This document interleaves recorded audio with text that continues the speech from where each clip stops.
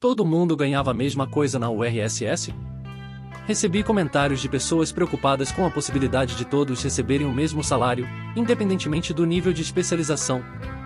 Mas preciso dizer que não precisam se preocupar, os salários na URSS variavam dependendo do tipo de trabalho, demanda e nível de especialização. Vários documentos da CIA que começam seus textos com um teor extremamente enviesado demonstram a diferença de salários. E os dados contradizem os seus discursos nos textos. Por exemplo, em um dos documentos, dizem que o salário mínimo para se ter uma vida decente é de 400 a 700 rublos por mês. E em seguida fazem um discurso dramático.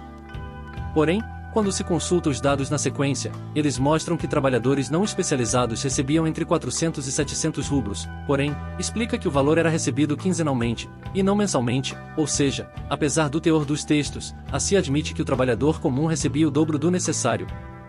Quanto mais se especializava o trabalho, mais subiam os salários, segue uma lista, de acordo com a CIA. Motoristas industriais em geral. 500 a 1000 rublos. Operador de colheitadeira, escavadeira etc. 700 a 1000 rublos. Mineiros e metalurgistas. 1000 a 2000 rublos. E esses dados da CIA demonstram aproximações mais generosas, quando se pensa que esses valores eram apenas salariais, quando comparados aos documentos dos próprios soviéticos, 400 rublos por exemplo, seria muito mais do que o necessário para se ter uma vida boa. Logo farei um vídeo demonstrando ponto a ponto como era a proporção entre salários e preços de variados produtos na URSS.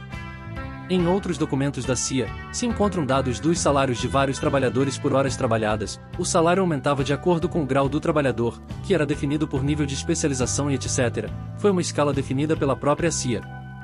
O exemplo dado é do trabalho com metalurgia. Irei converter as horas de trabalho para o mês de trabalho. Trabalhadores de trabalho frio. 261 a 635 rublos. Trabalhadores de fornalha e forja e ouro. 280 a 680 rublos.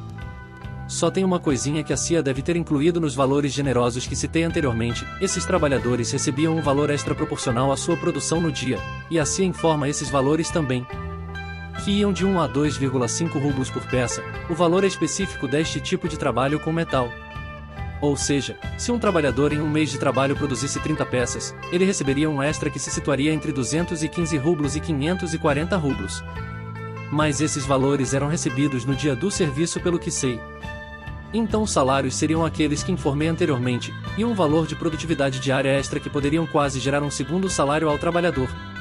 Considerando tudo isso, os valores se aproximariam das médias fornecidas pela CIA para salários. Outros cargos mais especializados chegavam a valores ainda maiores, por exemplo, cargos administrativos. Diretor.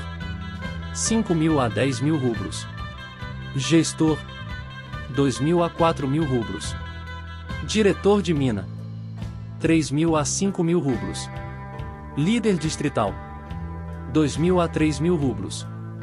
Esses são apenas alguns exemplos que extraí dos documentos. Como podem ver, os trabalhadores não recebiam a mesma coisa independente do trabalho que faziam. Existia uma diferenciação, nem faz sentido não existir. Não sei de onde surgiu esse boato de que todos recebiam o mesmo salário.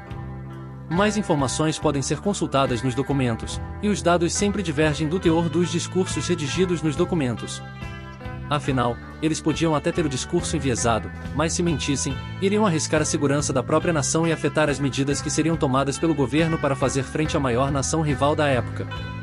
Deixarei na descrição ou nos comentários os links dos documentos da CIA utilizados para a coleta de dados.